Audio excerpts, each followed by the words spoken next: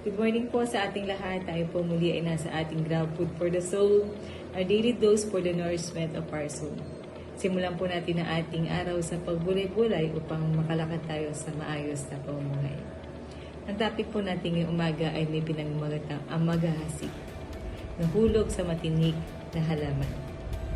At ang ating batayang talata ay masusupungan sa Mateo chapter 13 verse 7. May mga binhi naming nalaglag sa may matitinik na halaman. Lumago ang mga halamang ito at sinakal ang mga binhing tumubo doon. Purihin ang Diyos sa ating pagbasa at pagkarinig ng kanyang banal na salita. Hindi katulad ng una at ikalawang halimbawa ng binhi. Itong ikatlo ay hindi lamang tumubo, kundi lumago, ngunit kasabay ng mga halamang tinik. Hindi nagtagal, namatay ang mga binhi, samantalang nabuhay ang mga halamang tinik. Ano-ano nga ba ang mga tinik sa paglagong espiritual ng isang tao? Nariyan ang mga kasiyahan sa buhay. Maraming tao ang ipagpapalit ang lahat, maging ang dignidad, matugunan lamang ang layaw ng katawan. Sa panahon natin ngayon, maraming sumasamba sa pleasure, bilang Diyos sa dambana ng buhay. Nariyan ang pag-aalala sa buhay na tatak ng kahinaan ng pananampalataya. Maraming tao ang hindi na sumulong sa buhay espiritual dahil sa pag-aalala sa pagkain, pananamit, tirahan, seguridad at marami pang iba. Ang tanging paglaban sa pag-aalala ay ang pagtitiwala sa magagawa ng Diyos. Sa Mateo chapter 6 verse 33 ay winika ni Jesus, "Ngunit higit sa lahat ay pagsikapan nyo na kayo'y pagharian ng Diyos at mamuhay ng ayon sa kanyang kalooban at ibibigay sa inyo ang lahat ng inyong pangangailangan." Naririyan ang pagkahumaling sa kayamanan. Ang kayamanan ay possession. Ngunit maraming tao ang poses sa kayamanan. Sinasamba ang kayamanan na parang Diyos sapagkat ito ang ginawa nilang end all and be all. Sa Mateo chapter 6 verse 24 ay maraing nagbabala si Jesus, "Walang alipi makakapaglingkod ng sabay sa dalawang Panginoon, sapagkat kapopootan niya ang isa at iibigin ang ikalawa. Paglilingkuran ng tapat ang isa at hahamakin ng ikalawa. Hindi kayo maaaring maglingkod ng sabay sa Diyos at sa kayamanan." Ngunit paano nga ba na tayo makakaiwas sa ating mga pag-aalala? Una, lagi po natin sikapin tayo ay manalangin. Sabi nga po sa Pilipos chapter 1 verse 10, "Huwag kayong mag-alala sa anumang bagay.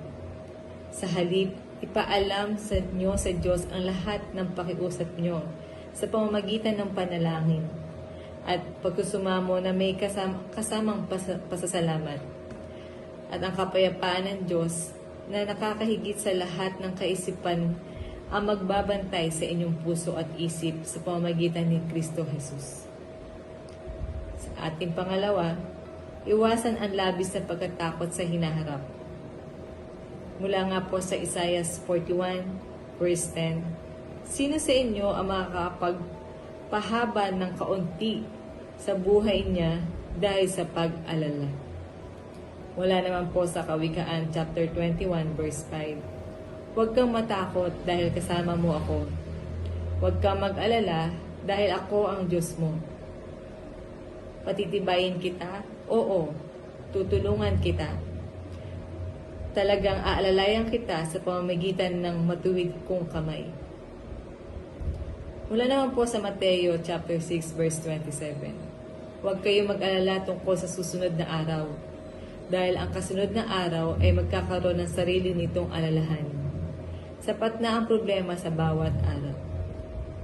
At ang ikatlo po natin ay ang matatag na pananampalataya.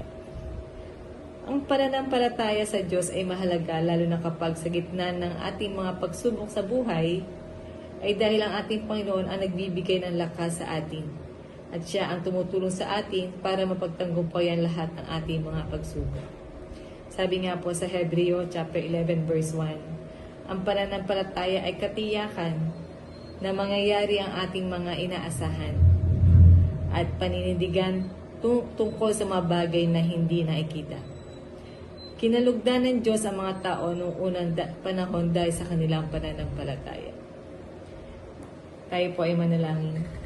Panginoon, maging matatag nawa ang aming mga pananampalataya, hindi kayang agawin ng iba't ibang kasiyahan, kahinaan at pag-aalala o anumang kayamanan. Lagi niyo po kaming samahan upang tanging ikaw lamang ang aming maitaas at mapupurihan sa lahat ng oras. Maraming salamat po sa araw na ito. Gabayan niyo po ang bawat isa sa amin. Ito po ang aming samot dalangin sa pangalan ni Jesus. Amen. Maraming salamat po sa pakikinig sa salita ng ating Diyos. A friendly reminder po sa bawat isa, be Christ-like in your workplace today. To God be all the glory. God bless us all.